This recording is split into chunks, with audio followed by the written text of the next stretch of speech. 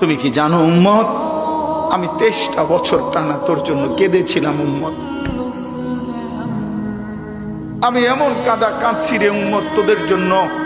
এশার নামাজের পরে দাঁড়াইছি, ফজরের আজান পর্যন্ত আমি আমার মালিকের কাছে তোদের জন্য, উম্মতের জন্য চোখের পানি ফেলে কাঁদছিলাম। আমার এত চোখের পানি তোর দিল গলাইতে পারলো না। আমি তায়েফের পাথরের আঘাতে আমার পিঠটা চালনির মতো ছিদ্র ছিদ্র হয়ে গেছে রক্তে। আমি বুকে পেটে 2টা পাথর বাঁধছি ক্ষুধার কষ্টে। আমি উহুদের দান শহীদ করা রক্তে উহুদের ময়দানে পড়েছিলাম বেহুশ হয়ে। আমার ঘরের চুলায় 3 মাস রান্নার জন্য কোনোদিন চুলায় আগুন জ্বলে নাই। আমার এত চোখের পানি, এত রক্ত, এত ক্ষুধার কষ্ট, কিছুই তোর মন গলাইতে পারলো না। তোর